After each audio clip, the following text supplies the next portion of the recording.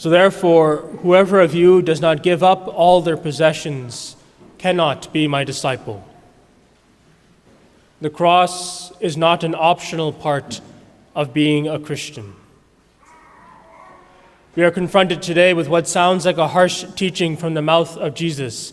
To our modern mind, Christ's idea takes religion a little too far.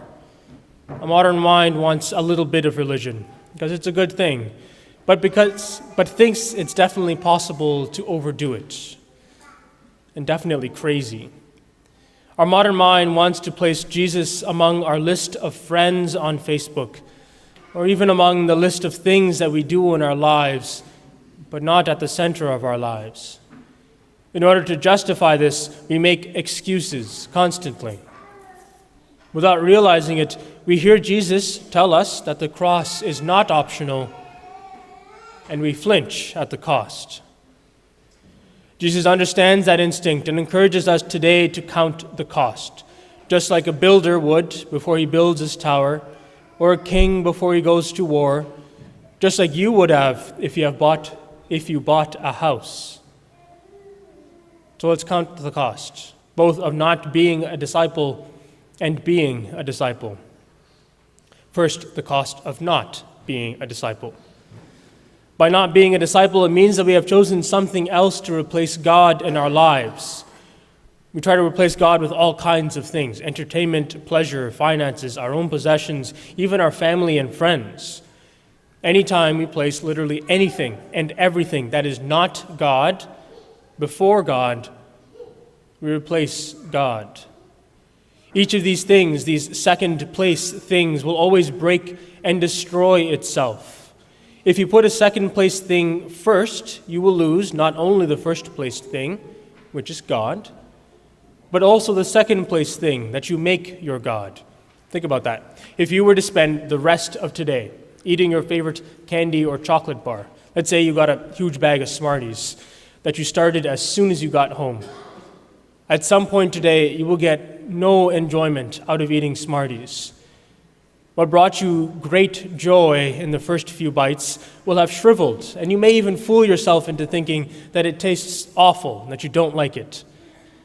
But give it enough time, and you'll go back and do the same thing, this time perhaps with a new candy, each time wondering why you keep doing this. The same is true for all the other second-place things. The search for pleasure in addictive drugs or entertainment destroys pleasure. Alcoholism destroys your enjoyment of alcohol. Greed destroys the small enjoyments that money can buy. Selfish lusts destroy the far greater joy of unselfish love. And idolizing any mortal, even your family, makes their death the death of God, the death of all hope and meaning and happiness for you.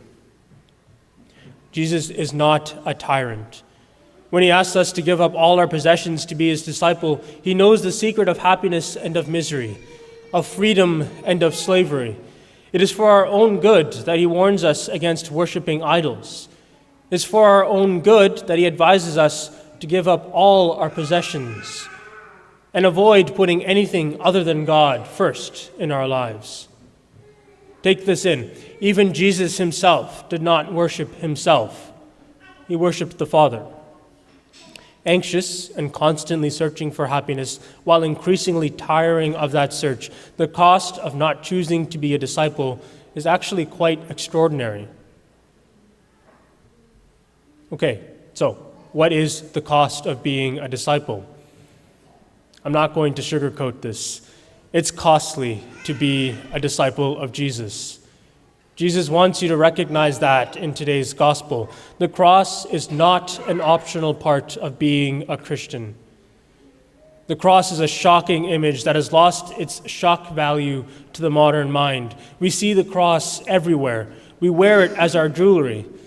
That's a good thing for a good reason, but we still have lost the value of the cross. The Jews of Jesus' time were horrified and terrified by the cross. They saw the cross as an instrument of execution, of torture, and of intimidation. It was a device employed almost exclusively by the Romans to make a spectacle of anyone who dared to oppose them. They saw men die on the cross, and they did not want to be them. You can imagine then that no one wanted to carry a cross. To see a condemned man carry his cross meant that he was on death row. There was no chance of appeal, no last-minute mercy. You were watching a man walk to his certain death. To carry our cross and follow Jesus is not an easy thing. However, don't think that this cost is a negative. In fact, the costliness of discipleship is what makes it worthwhile. Think about what happens when you do pay this cross, when you do take up your cross and follow Jesus. Jesus fills up this vacuum in our hearts with himself. To put it another way, Jesus fills us up with delights far surpassing any that the world can bestow. He fills us up with a happiness such that only the inhabitants of heaven enjoy. If we look at all the saints and read the extraordinary things that they did or the miracles they performed, God permitted this not as a testimony of their sanctity, but for the conversion of those who were witnesses of them. I mean, look especially at the joy of the saints as they died for God. St. Lawrence made jokes as he was burning. Most, if not all, of the early church martyrs welcomed martyrdom with open arms and joy on their faces. Why?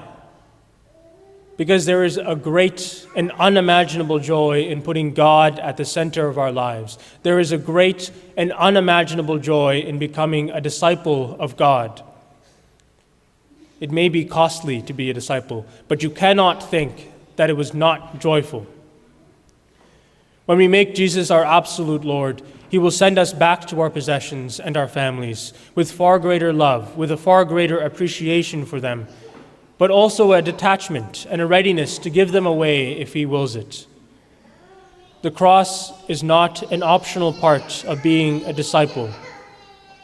When we count the cost to decide whether we should be a disciple or not, I think that we can see that the cost paid to be a disciple is negligible when viewed against the return we get, which is God himself. I conclude with the words of Pope Benedict XVI's inaugural homily, in which he echoed the words of St. John Paul II. Do not be afraid. Open wide the doors for Christ. John Paul II was addressing those who feared that Christ might take away something of their power if they were to let him in. Yes, he would have certainly taken something away from them, but he would not have taken away anything that pertains to human freedom or dignity. Are we not perhaps all afraid in some way? If we let Christ enter fully into our lives, if we open ourselves totally to him, are we not afraid that he might take something away from us? Are we not perhaps afraid to give up something significant, something unique, something that makes life so beautiful? Do we not then risk ending up diminished and deprived of our freedom? No. If we let Christ into our lives, we lose nothing, absolutely nothing of what makes life free, beautiful, and great. No, only in this friendship are the doors of life open wide. Only in this friendship is the great potential of human existence truly revealed. Only in this friendship do we experience beauty and liberation. Do not be afraid of Christ. He takes nothing away and gives you everything.